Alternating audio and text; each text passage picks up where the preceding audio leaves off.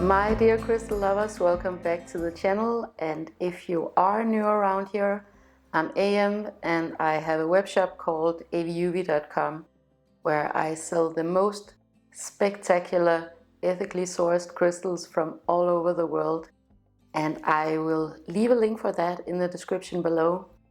But in today's video it's gonna be all about thrift shopping, and I have done a bunch of these thrift shopping videos. So why do I talk about thrift shopping on this crystal channel?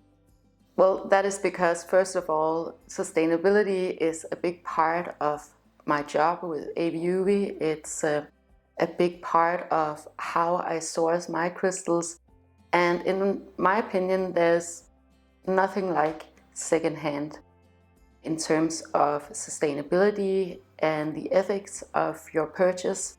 So I definitely just want to promote that. But also there are a lot of crystals to be found in thrift shops. I call it urban mining from time to time because I wouldn't call it urban mining, maybe more suburban mining, and I'll tell you why in a little bit.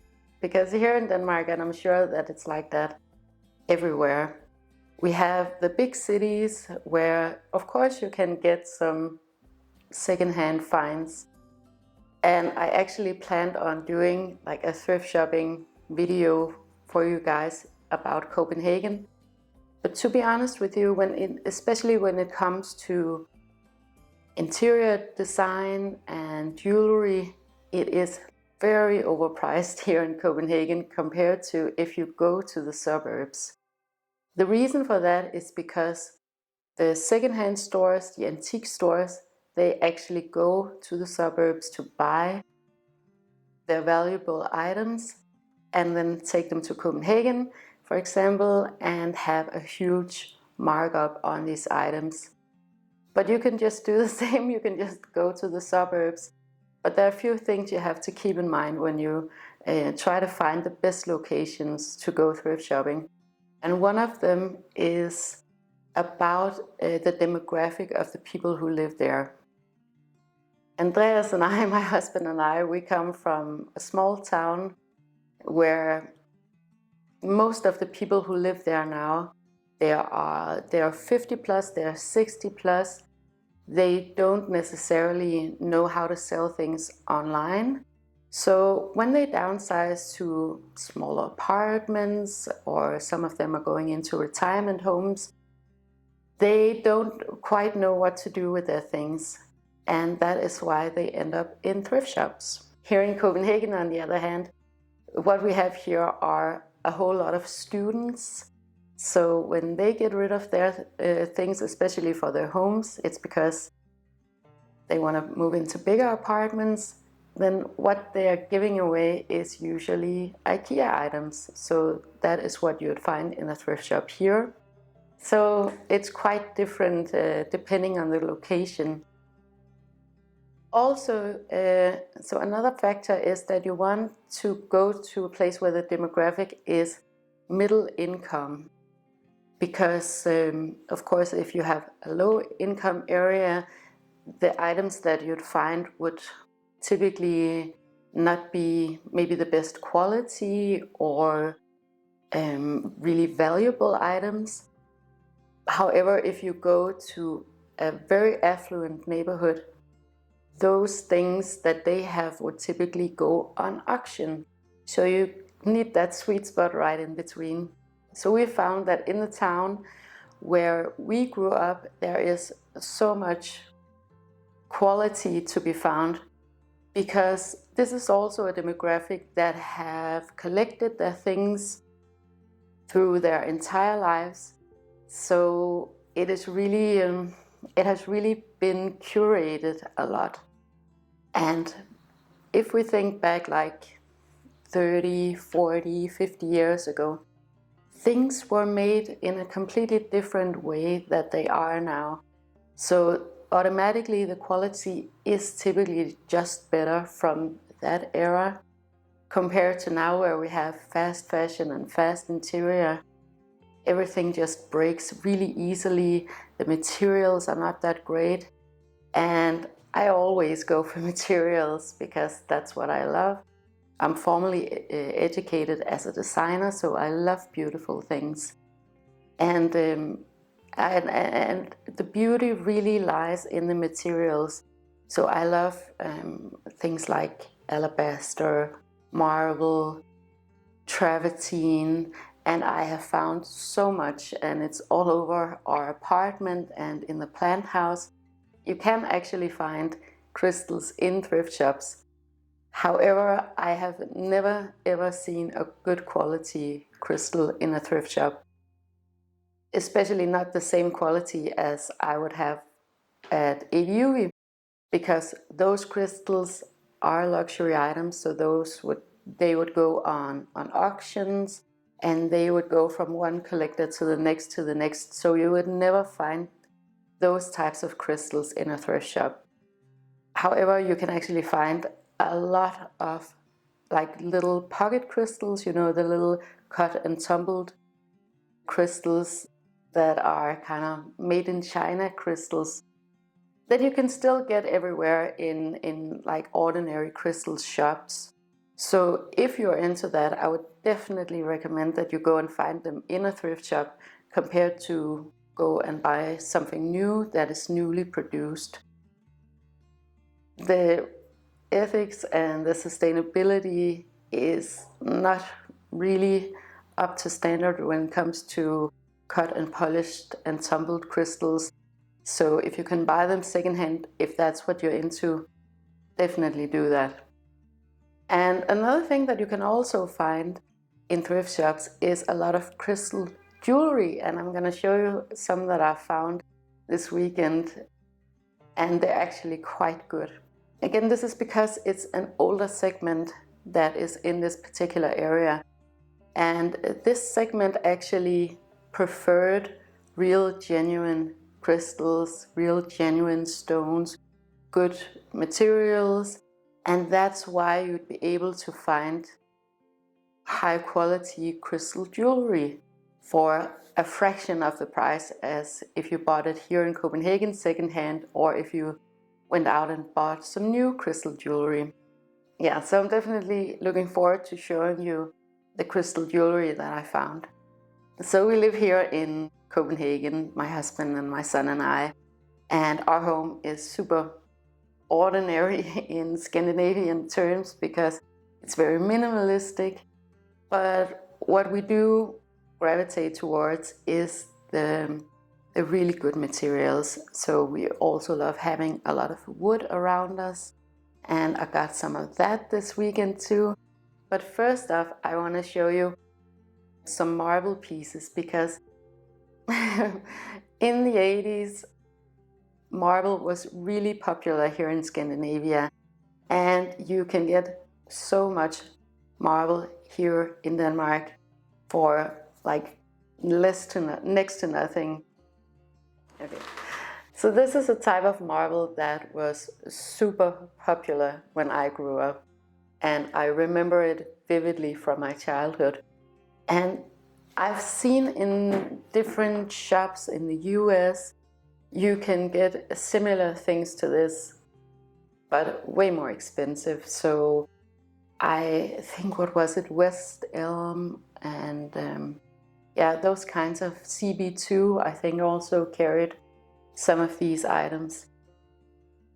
But they're a lot more pricey. But let me tell you what a small, I guess you could use this for salt or for a candle, like a tea light candle, or like whatever. This one is $1 in a thrift shop here. And the beautiful thing about marble is that it will last you a lifetime, because this is literally stone. So, I mean, this lasts forever. I'm not sure what you actually call these in English.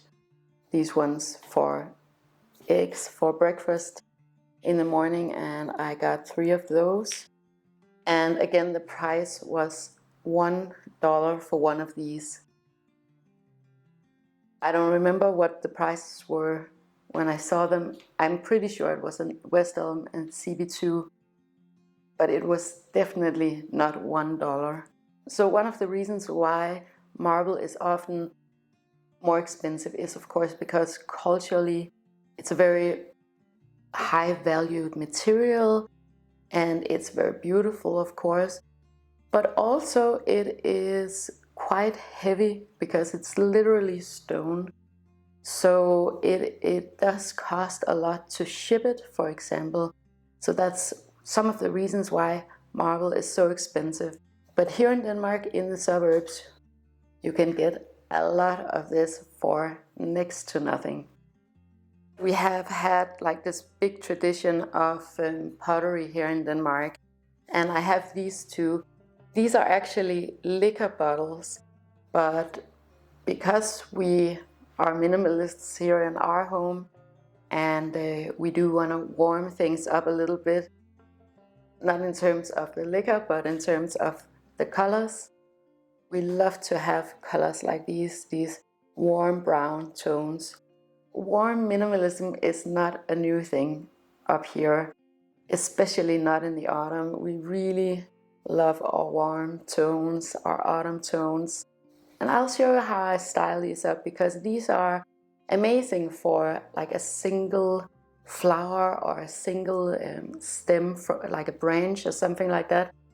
And the price for these, so this one was $2. And what was this one? This one was $5. So for vintage pieces, and I know these are vintage because my mom, she remembers them from her childhood. When her parents would have people over for dinner, they would pour drinks like shots in bottles like these. So they are definitely vintage. And they're very well made. That's another thing, like the craftsmanship was so different 50 years ago than it is today. They have a lot of beautiful patina, which I love. I think it gives a space so much more warmth and depth. So I have quite a few of these with the handles, just in bigger sizes than this one, but I kind of needed a smaller one, you know, right?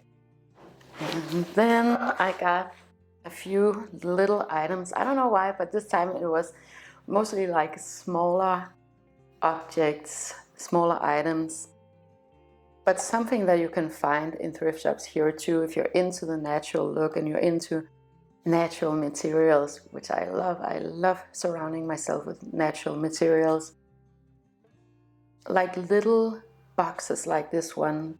So this is a hand-carved little wooden box that you can use for jewelry or crystals, of course. But just a very nice little decor piece.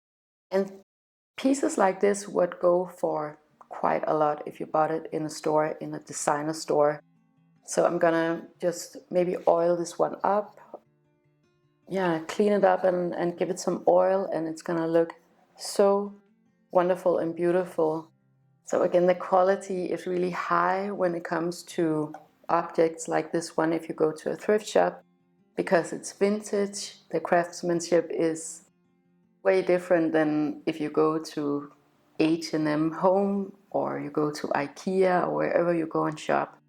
So you get a lot for your money here. And this one, again, this one was $1, so you can't really go wrong with that. And then I found this one. This is super fun. I'm not that much into brass, but this one, I don't know, but it's because here in my home we want to teach our son all about the Vikings and this country that he's growing up in.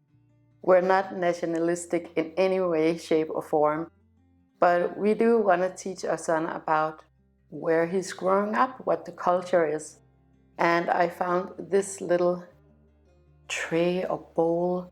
I don't know, maybe it's been used as an ashtray. Definitely vintage. It did have a label on the back, but it has worn off. But a lot of patina on this one. So what it depicts is this sun chariot, And it tells a lot about the folklore, the religion, the spirituality that was here in Denmark back then. This one is probably vintage, is from probably, I don't know, maybe the 50s. I don't think it's antique. I don't think it's over 100 years old. Yeah, I could imagine it was from the 50s or 60s. But the image of this sun chariot is really, really old. It's one of the oldest art pieces that we have here in Denmark. You can go and see it at the museum. And it really centers around the sun, this folklore, this religion, this mysticism that was in this area back thousands of years ago, right? And I love that, and I love connecting with that, and especially here in the autumn and in the winter. So yeah, I just wanted to show you this one because I thought it was so cool and really, really inexpensive too. So this one I paid $7 for this beautiful brass vintage object. So now I'm going to show you the crystal jewelry. And again, you can find so much crystal jewelry in the thrift shops here in the suburbs in Denmark. And I'm sure you can do that in most places. There's definitely no reason to go and buy them from an antique store or a secondhand store in the city. You can just go out and you'll be able to find it. So one thing that I got is, let me just untangle, is this malachite necklace right here. And malachite is an amazing crystal, a very, very beautiful crystal. You can find a lot of fake malachite too, but if you know how to look for the right malachite, you can definitely find that. The beautiful green color that malachite has, it comes from copper. And you can find copper in many places. You can find it here in Denmark too. But malachite like this is something that you would typically see out of Africa. I wouldn't go out and buy newly mined malachite because of ethical reasons. A lot of these types of crystals, they are a byproduct of other types of mining. And right now, with all of the electronics that we have, like I'm filming on a camera, I have my computer, my phone, a lot of the mining that goes on, especially in Africa, is quite problematic in terms of the ethics, in terms of labor. There's this term called conflict minerals. And you might think that conflict minerals are crystals like these ones, but it's not at all. Conflict minerals are the minerals that we use in our electronics, because our electronics are filled with minerals, crystals, metals, all types of minerals. And you have to be mindful of that when you go out and buy newly mined crystals, whether or not you're supporting a type of mining that you maybe you don't want to support it, and that's something that you have to keep in mind when you go and buy newly mined crystals. But there are plenty and plenty of malachite going around in the suburbs here in Denmark, so you can definitely find it secondhand. The thing about malachite is that it is actually a pretty soft crystal. So it is, I think it has a hardness of 4. They will definitely lose their shine in time if they get banged up against something, or you have it in a jewelry box somewhere, or you go travel with it. But that's one of the signs that you can see that it's genuine malachite. The first thing to notice is that malachite is quite heavy. So if it doesn't feel heavy to the hand, it could be plastic, it could be glass, and there's a lot of that going around too. then you have to look inside, like the holes inside the individual holes, to see if you can see some residue of color. Like if you can see that there's a small fraction, and you can kind of look inside and see if the veining continues inside. So there are different ways to see if crystals like these are genuine. I think they look a little bit more blue on the camera, but they're actually quite green, and they do have a really, really beautiful color. Genuine malachite. It's a very nice crystal. So since I don't wear color, I'm actually not gonna wear this crystal as a necklace. I have a plan on actually making some like Christmas ornaments with my son in December. So maybe I'll show you guys what we end up using this necklace for, these beautiful beads for. And this necklace was only $10, and I know if you are out to buy genuine malachite, it is most definitely a lot more expensive than this. And then the last piece I want to show is, I've been looking for this for a while, so it kind of manifested for me finally. So one of my most favorite crystals for autumn is amber. So I found, let me just show you, this gorgeous amber heart necklace, and I've been looking for something like this for quite some time now. So I'm really happy to have found this. So it's a silver chain with this beautiful little amber heart. So amber was a really, really big deal when I grew up with my grandmother. Amber is one of our native crystals, and amber is not a crystal, it's actually a petrified resin, so it is different from a mineral or a crystal. But it has kind of become our national crystal here in Denmark, and I absolutely love it. It did for a long time. For a long time it did have some, yeah, I don't know, really old-fashioned connotations for me, but as I've grown up myself, I feel like I can connect with amber a little bit more, and it is really, really beautiful. And I love that it's native to this area where we're situated. So I'll show you a close-up of this beautiful necklace. I'm really, really happy about this. I'm gonna clean it up because it is quite, I don't know, not the cleanest. But let me just see, it was $11 for this one. I don't know if it could be vintage, but I'm not sure that it's vintage. It could be from, yeah, I don't know, any time. So of course I also had to go and get some warm sweaters and warm clothes because it is getting darker, it is getting colder here.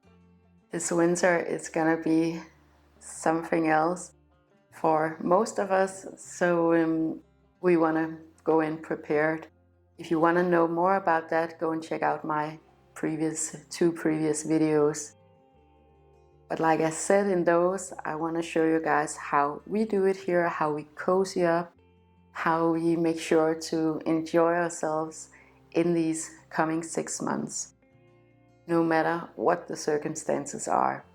And I'd really encourage you guys to do the same, because there's a lot of scarcity going around in the media right now. Honestly, I'm just gonna shut it off for now and focus on making everything here in our home, in our life, in the plant house, just making everything really, really pleasurable and enjoyable no matter what the circumstances are. And I'm not saying this to scare you guys, it's just the way that it is right now, and I'm actually really looking forward to a way more analog autumn and winter, and I hope that you'll join me in that. So I'll keep you updated on what we're up to, what we're doing to connect with the earth, to gather the things that we need in order to enjoy ourselves, and what we do in our everyday life just to make things a lot more easy to really get into this everyday spirituality, what our practices are. And this was more of a, I guess, a practical video about the different things that we gather and collect in order to make our home really special and personal to us. Bringing in a lot of natural materials. So yeah, we do have quite a lot of like small practices, everyday practices. And for me, that's really where spirituality is most important. But that was it for today, you guys. Thank you so much for watching this video. If you enjoyed this video, make sure to like, share, and subscribe. It helps me to know what you guys want me to talk about, but it also helps others to find this content if that is what they're looking for. And I want to wish you the most wonderful day with so much love to you and to yours.